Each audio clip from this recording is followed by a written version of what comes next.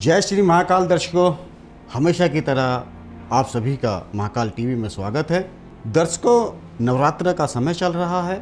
इस समय बहुत से जो श्रद्धालु हैं माँ की आराधना कर रहे हैं, कोई व्रत कर रहे हैं, कोई तप कर रहे हैं, जिसको जिस तरह से अच्छा लग रहा है, जिस तरीके से माँ को मना सकता है वो उस अपने ढंग को कर रहे हैं।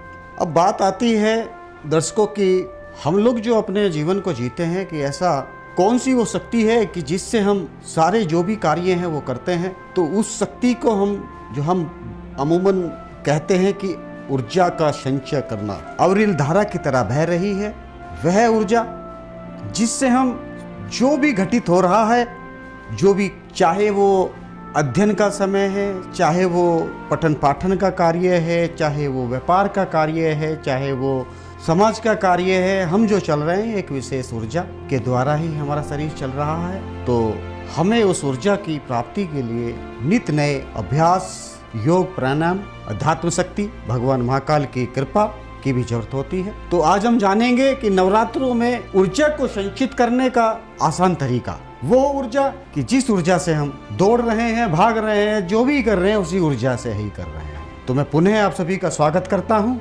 तो दर्शकों, ऊर्जा के लिए दें आत्मा को विश्राम। हमारे जो शरीर के अंदर आत्मा जो चैतन्य है उसको आराम से मतलब होता है कि उसका दोहन करना, उसको सुचारू रूप से आत्म मंथन, जिससे हम अच्छा सोच सकें। नवरात्र मन और शरीर और मैं पुनः ऊर्जा भरने का समय होता है।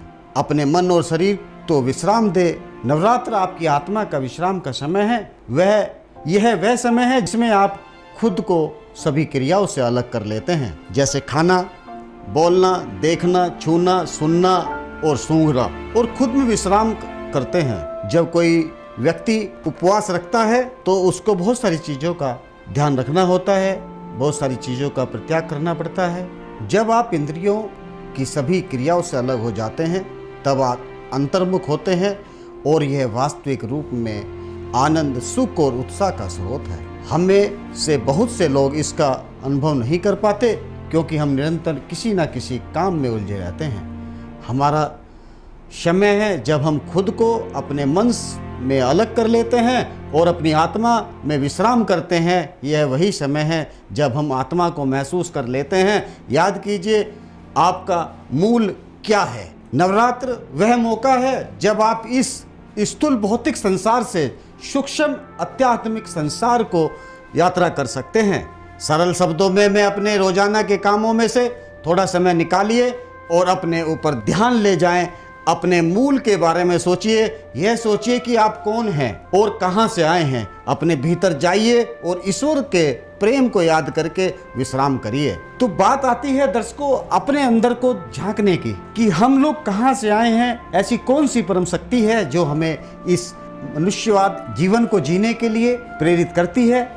ऐसी कौन सी सुपर पावर है। तो हमें खुद के अंदर झांकना होगा और देखना होगा कि वो परम पिता परमेश्वर जो हमारे लिए जो भी उसने व्यवस्थाएं की, वो ऊर्जा का संचय करना, वही ऊर्जा हमें आगे तक लेके जाती है।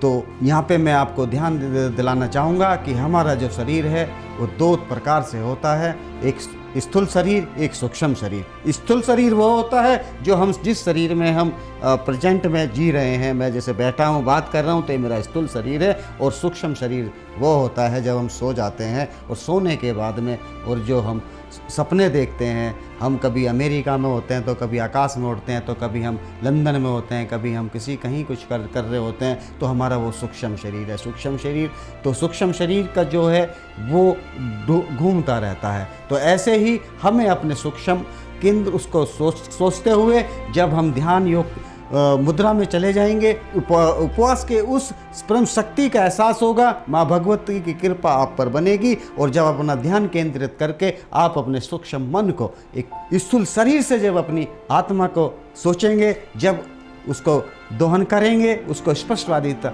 उसे ऊपर लेकर जाएंगे, तो एक अद्भुत ऊर्जा का संचय आपके भीतर आएगा, जिससे आपको एक नई ऊर्जा, नए जीवन जीने के लिए, एक कुछ कर गुजर जाने के लिए आपको प्रेरित करेगी। तो दर्शकों, मेरा जो भी ये छोटा मोटा ज्ञान है, अगर मुझसे कोई गलती हो तो मेरी त्रुटि को माफ़ करें। मेरी बातों से सहमत हैं मुझे मेरी बातों से पसंद करते हैं, आपका अपना चैनल है, इसको सब्सक्राइब करें